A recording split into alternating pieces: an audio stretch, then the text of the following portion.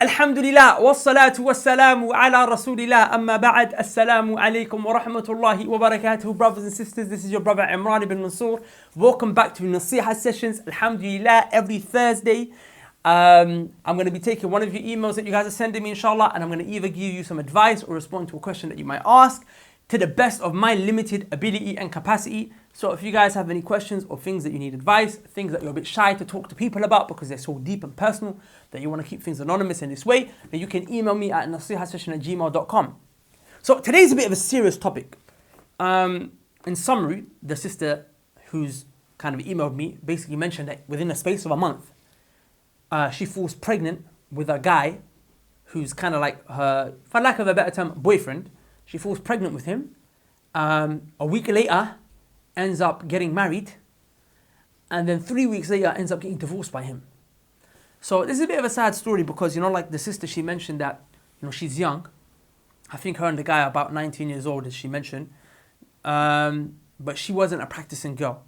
She used to go to the shisha cafes, go out late night, wear tight clothing and so on and so forth. And she wasn't practicing Islam. But then she mentioned that she realized she wants to start changing and she wants to come closer to Allah subhanahu wa ta'ala. So in an attempt to do this and to start covering and to start fixing her life and being a practicing Muslim girl, Muslim woman, young Muslim woman, what she did was she tried to cut out all the men in her life. Now one particular guy who she was trying to cut out was like, no, basically I'm serious, I want to marry you. So for her it was like, okay, I know this guy, I kind of like him, he wants to marry me and I don't want to be with him unless we get married. Okay, if you're serious about marriage, let's go to the families. Now, it's sad because the sister said that she knew he was from a wrong crowd. Like he used to hang around in a bad environment. In other words, he was not a good guy. He used to have bad friends and get up to bad things. But she did it anyway. And the reason she did it was because she always had this dream of, being young and getting married to a loving husband whilst, she's a practicing Muslim woman. Now, that's all well and nice. But she should have known better because these are the kind of things that happen when you pick someone who's not practicing himself. You are practicing, but he's not practicing. He's from a bad crowd. But anyway, they go to the families. Both the families shut them down and say, no, you guys are both too young. Now, when that happened, they remained together and they ended up fornicating. They ended up falling into Zina and she fell pregnant. A week later, now, because the families are like, oh, you're pregnant, okay, now you have to get married. They get married. And she mentioned 3 weeks after, he was violent towards her. They had an argument. And he divorced her 3 times. He gave her what is known as talaq ba'in. The talaq after which there is no return. So she wants to know, is my divorce valid right now?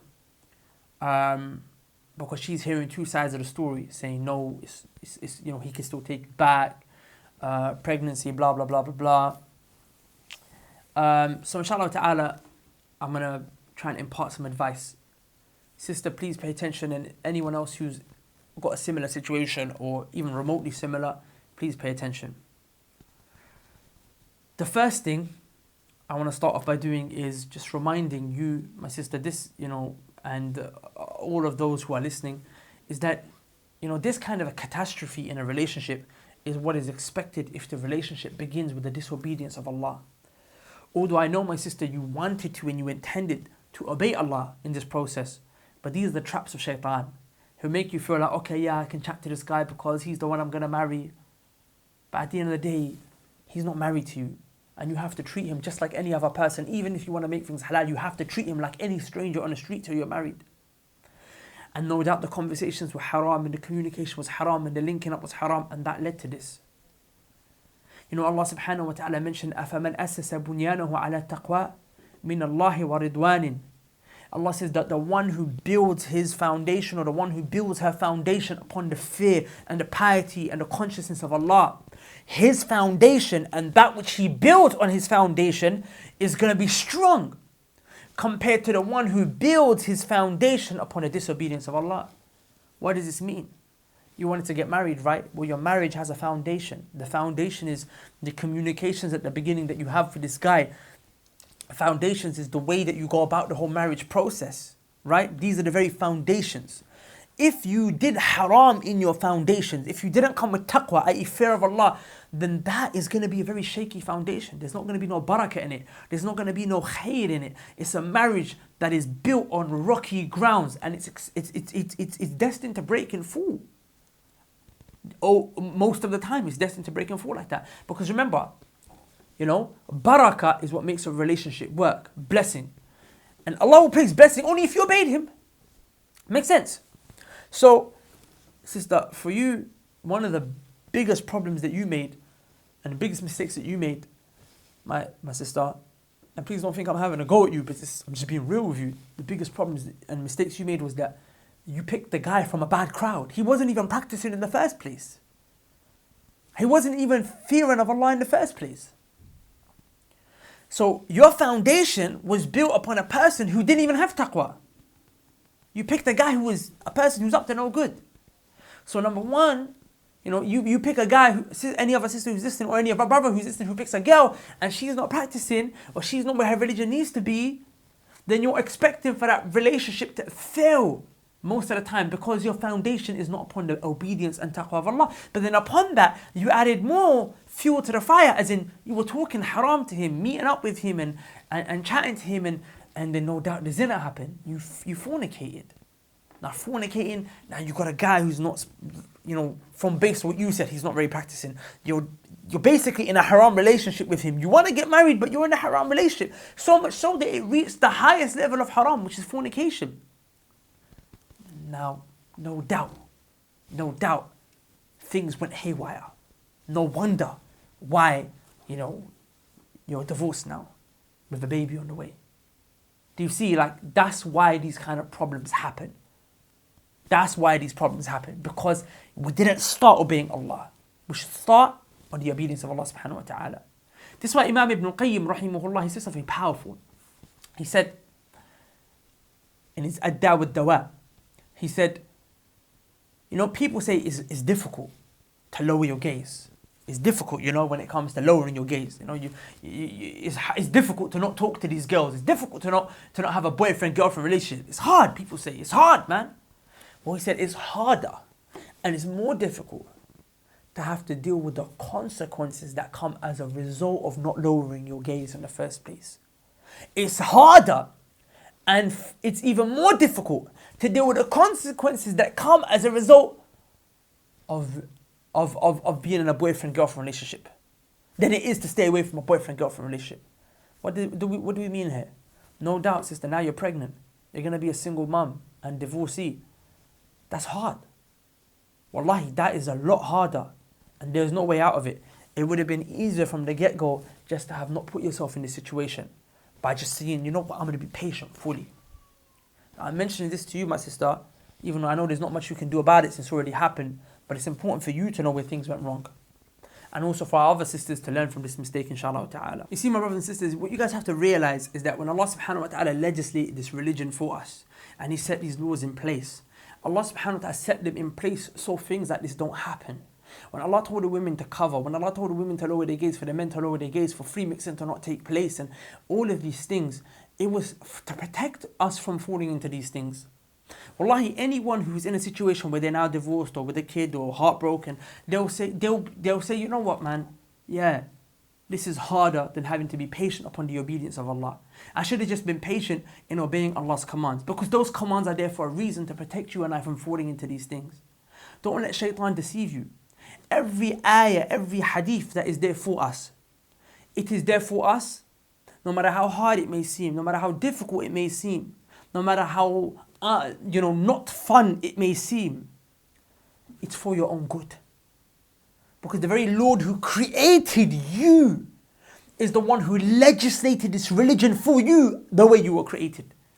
Allah knows the human beings and the weaknesses that are in us and the problems that are within us. So He legislated a religion to cater for us, to take care of us and protect us from our own selves. But then we think we know it all. We want to be progressives in the 21st century, in the modern day era, and think that, you know what, this religion is back in the days and we need to be about it, in the way that we are now. But wallahi, the human being doesn't change. Times might change, technology might change, but the human being stays the same. The same human being back then is the same human being today. That's why the same law that applied then applies today. So the longer that we stay away from the law of Allah subhanahu wa ta'ala in our own personal lives, and generally speaking stay away from the law of Allah, the more chaos and catastrophe that we're going to experience, the more problems we're going to see in our life. Wallahi, imagine all of this could have been avoided if people just obeyed Allah. Now, before I come to the divorce part of things, my sister, there's something that you didn't ask me about, but I have to talk to you about, and it's very important, and that's the issue of the child. That's the issue of the child that you're carrying, this beautiful baby girl, inshallah, who's going to be on her way. Something that you probably don't know, and a lot of people don't know, and this is going to be a big shock to you, so just be ready for it. And it's going to be a shock for other people out there as well. But in our religion, the child that is born illegitimately, in other words, the child that is born as a result of fornication, zina, his or her situation is not the same as the child that's born within a halal marriage. Within a marriage. What's the difference? You see, in order for a person to be a father, in order to have the privilege of father of a child, that privilege and that right only comes through marriage. You are not a father of a child if you conceived that child outside of marriage. In other words, if you fornicate, even though this child is the biological child of this man, in the sight of the Sharia and the sight of Allah subhanahu wa ta'ala, this child has nothing to do with his father. The child cannot take the father's name. For example, my name is Imran ibn Mansour. Imran Mansour ibn Sayyid. This is my name, and my dad's name is Mansour. And my dad's name, my grandfather's name is Sayyid. So, we took each other's names.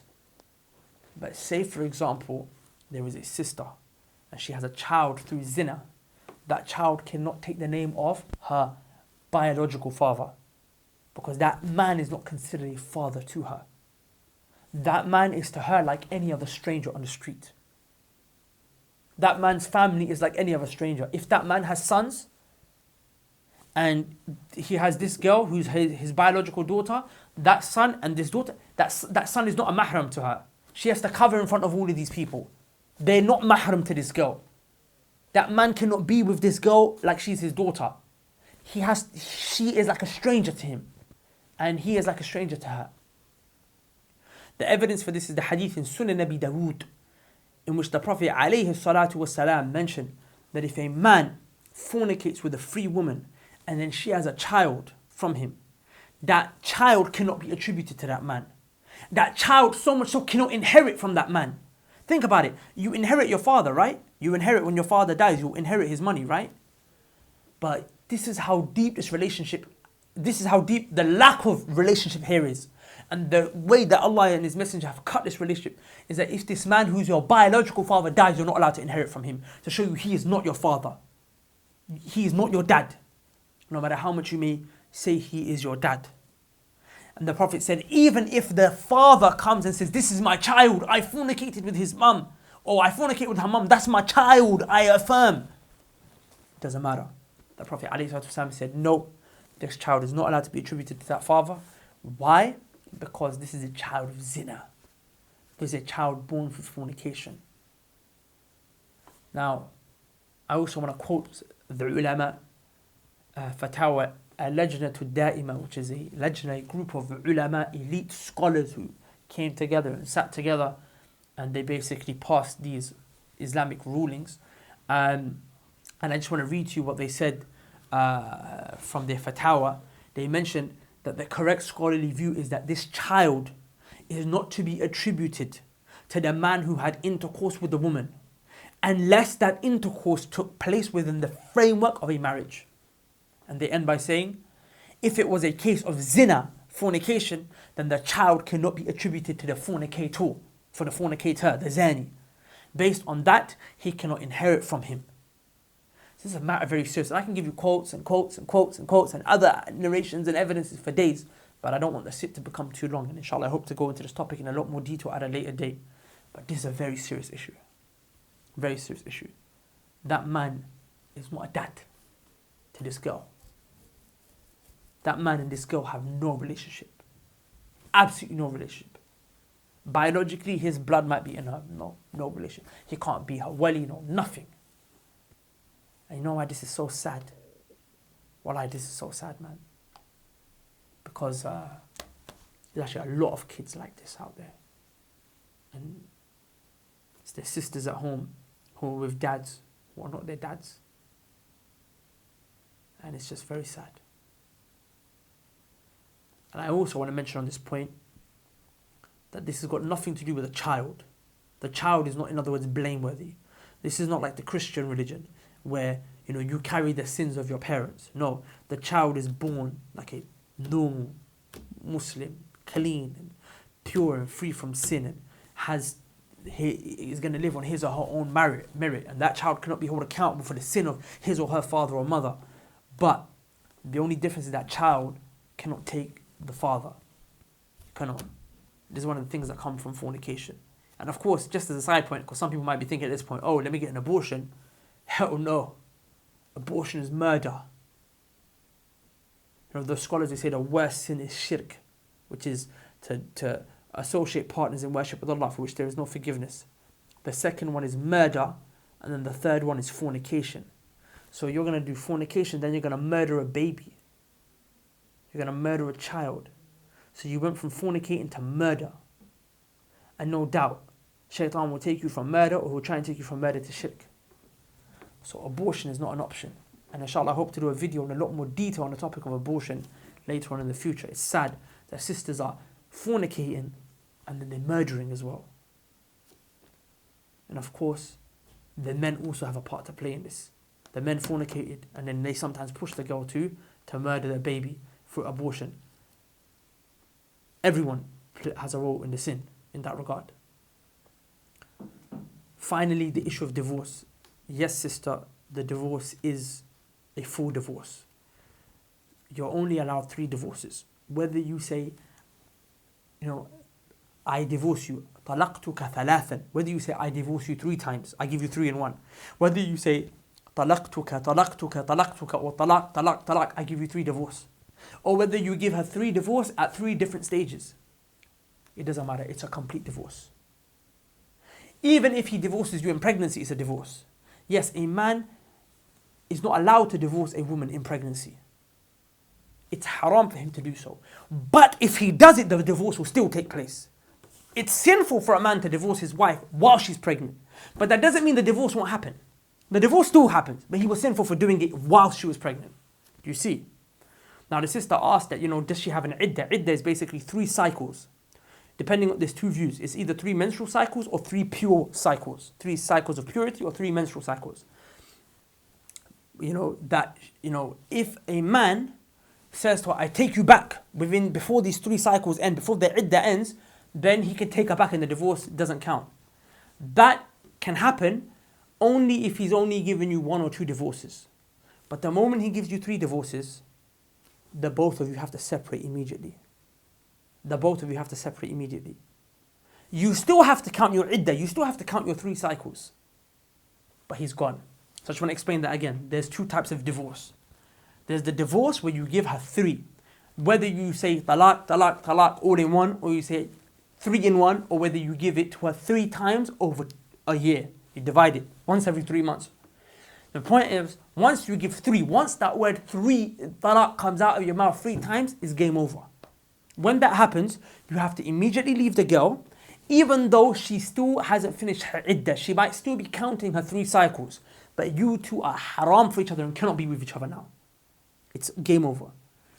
However, if he gives her only 1 talaq or 2 talaqs, then within that 3-month period, that iddah period, the 3 cycles period, in other words, not 3 months, but those 3 cycles of purity or menstruation, 3 times it occurring, in other words, within that time, he can say, I take you back. Or, I'm sorry, I take you back. He can do that. If those 3 months run out, then he can't just say, I take you back.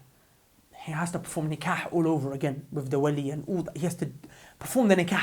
It's like she's a stranger. 3 months ended. It's over. You got to separate, but he can get married to her again. So if you've only given her 1 or 2, within 3 months you can take her back. If 3 months end, you can marry her again. But if you're given 3, then you can't take her back. You can't say, I take you back within her 3-month period. Nor can you go and marry her again. If you would want to marry her again, the only other way is for her to go and marry another guy, for them to have a marriage and consummate that marriage and to have intercourse with one another, and for them to have a divorce, and then for you to get married to her. And that can't be planned. You can't say to a guy, listen bro, this is my ex-wife, can you marry her, sleep with her, then divorce her? So I can, marry her after you. You can't. That doesn't work. You can't play games with Allah Subhanahu wa Taala. Don't play games with the Sharia. You're just gonna make the situation even worse for yourself now. So, sister, sorry to be the bearer of bad news, but the child is not. It is your child. Alhamdulillah, you, the mum, the child is gonna take your name. The child is your child, can inherit from you. But because the child is a child of zina, what is zina? It has nothing to do with the dad. Also, the divorce is counted. Now, just very quickly, my sister, I just want to give you some words of advice. Look, you made a mistake. No doubt, the hardship you're going through now, Allah knows best. But perhaps this is due to you because of the sin. My sister, repent to Allah. Repent to Him and He will wipe your slate clean. Allah subhanahu wa ta'ala mentions in Surah Al-Furqan that the ones who fornicate, Allah will give them a punishment on the Day of Judgment. Allah will multiply their punishment on the Day of Judgment. إِلَّا مَنْ تَابَ وَآمَنَ وَعَمِلَ عَمَلًا صَالِحًا فَأُولَٰئِكَ يُبَدِّلُ اللَّهُ سَيِّئَاتِهِمْ حَسَنَاتٍ. Allah will multiply the punishment of the one who fornicates, except for the one who repents. She turns back to Allah. He turns back. He says, I'm not going to do that again, Allah. They cry. And repentance means that you feel remorse. You hate the sin. You feel sick when you think about it. You repent. وَعَمِلَ عَمَلًا صَالِحًا. And then you change your previous actions with righteous actions. Not only will Allah forgive you, not only will He not punish you on the Day of Judgment, يُبَدِّلُ اللَّهُ سَيِّئَاتِهِمْ حَسَنَاتٍ. All of those evil deeds of the zina and the fornication and any other evil deed that you repent for will straight away be converted into a good deed for you. A good deed, a bad deed, it's like going to a money exchange. I give them pounds, they give me back euros. Tawbah to Allah is like, Allah, I'm making tawbah, these are my evil sins, Allah converts them into good deeds for you. And from this moment onwards, my sister, please, don't do a religion half-heartedly. This issue, you did the right thing. You wanted to come towards the religion, but you didn't come 100%. I know you could say it's hard, it's tough, but Allah said, لا يكلف الله نفسا إلا وسعها. Allah will not give anyone a burden greater than what he or she can bear. So you can bear this. The whole religion you can bear. Just give in to Allah 100%. Start covering fully. No more makeup, no more guys, no more. Don't watch no more, haram on TV, no more movies, no more songs. I'm not saying that you do listen to this stuff, but just anything. No more, loans, cover, wear the niqab. Wear the niqab. If you feel that the niqab is not obligatory, then the very minimum that you do is wear the jilbab, the proper jilbab, the proper correct, garment that you wear. Not these abayas that are tight and whatnot, and the hijab. It's not enough. Properly, my sister. And I promise you, Allah subhanahu wa ta'ala will look down upon you as a slave who made a mistake but came back to Him subhanahu wa ta'ala, came back to Him fully. For you will find not only forgiveness, inshallah, but not only rewards, but Allah will open and give you a fantastically great life. You see, when these calamities come your way, it's actually a mercy from Allah. Allah said, فَإِنَّ مَعَ الْأُسْرِ يُسْرًا إِنَّ مَعَ الْأُسْرِ يُسْرًا. With the hardship there is ease. And then Allah repeated it. With the hardship there is ease, in case me and you didn't believe and trust. Allah repeated it to give us more confidence. Of course, we have to believe, we can't deny, but in case you wanted further confidence, further guarantee, Allah repeated it. The scholars say this, because Allah repeated it, shows that with every hardship there is two ease. So this divorce and this pregnancy is a hardship, right? Inshallah ta'ala, with each of these two hardships, there are two eases. So maybe you got 4 there, 2 for each thing. I promise you. But the problem is that me and you are just looking at the hardship the whole time. We don't look at we look at the door that has been closed, but we don't look at the 2 doors that Allah opened. If only you just lifted your head up from the door that's been closed, you will see the other doors that Allah has opened. So this doesn't mean the end of your life. This doesn't mean that you're going to go Jahannam. It doesn't mean no. But it can mean Jahannam. I'm being very real with you now. It can mean Jahannam. And it can mean a very bad life if you don't make changes and if you don't repent. Repent fully and come to Allah. Please realize this religion is here to take care of you. Don't think to yourself, oh, I'm in a mess. This religion is not for me. No. You reached this difficulty because you didn't listen. Now listen. Fully this time. I know. I don't want you to think that I don't understand the sincere efforts that you're making. Like, wallahi, I know it's a lot for you to be like, I'm going to give up boys and shisha cafes. And I know that's a, wallahi, I really empathize. I know that's a lot, my sister. But Allah wants more from you. And Allah wouldn't expect more from you if He didn't know you were able.